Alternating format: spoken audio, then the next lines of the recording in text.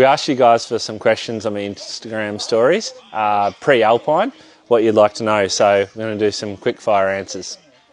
Okay, any changes or upgrades to the car? So Alpine, we're obviously using Datzilla. It'll be its third time doing the Alpine. Changes, updates, yeah, since the last Alpine 3 years ago, quite a bit. Different rear end, R200 diff, things like that. But from the last rally to this rally, just a lot of maintenance stuff. We've gone with a little bit more camber on the rear so we don't wear the tyres out on the inside. Yeah, a lot of servicing. We're going to try some different brake pad compounds, stuff like that. Yeah, because this is an endurance rally, so we really need to think about the way we drive the car and the way we get it through the event. Who's navigating? Aidan O'Halloran's navigating again. He's been with me all season in the Subaru and Academus. So he's been in the Datsun a couple of times now and really good on road books. So we're looking forward to the challenge. What does the rally prep involve for such a big rally, and how many tyres will you use? So the rally prep, yeah, is pretty big for this one. The car obviously sat on the sidelines for a fair while since Bega 2024, last year, and then got prepped for Academus, but Academus was a real shakedown rally for Alpine. It's good to do a rally because you find different problems to what you find in testing. We broke a power wire to drive-by-wire motor, and then we had the wheel bearing go in the rear with the nut coming loose on the rear hub. So that was really good to discover then. So fixed those things. Mark pulled the gearbox out, took down to Hollinger. So they checked over the gearbox, did an input shaft, a bearing and a dog ring.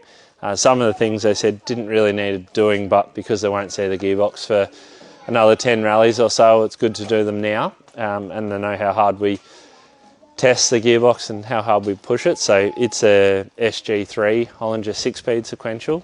It weighs about 33 kilos. So yeah, this is, the Alpine's more of a classic rally, but this car's a club rally car. So you're allowed things like sequential gearboxes, which was the reason I decided to build this car. I wasn't interested in, the old L series and synchro gearboxes. I wanted something super exciting like a modern rally car. Tyres? So tyres, we're obviously running Pirellis again. We run a 185 and a variation between a GM and a K.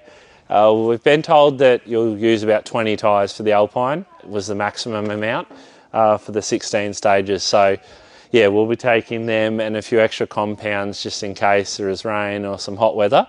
And we generally run a GM on the front and a K on the rear. What do you love about doing the Alpine? I love that it's more of an endurance rally, a bit like I've done Targa Tasmania a fair few times now. It's 500 Ks. Sometimes the Alpine has been 500 Ks.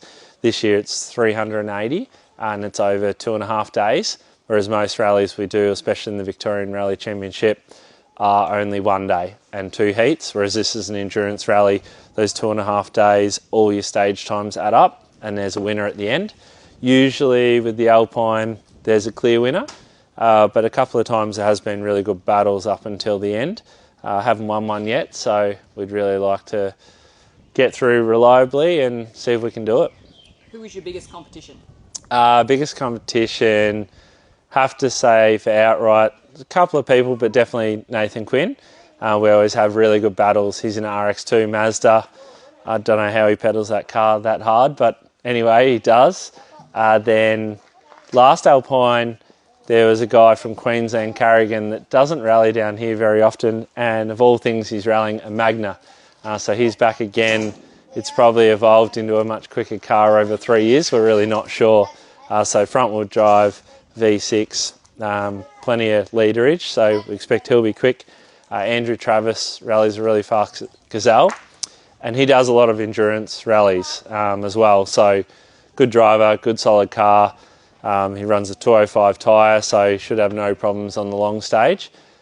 So they're probably the main ones I can think of. And then from Victoria, the normal guys we rally against a lot, like Luke Satima and his Escort, Braden Kendrick's building a new car, Jesse Robson.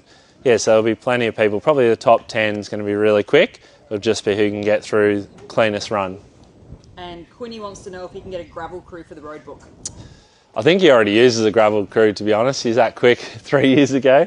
But yeah, I'll be his gravel crew if he be's mine. How's that sound, Quinny? Cheers, guys.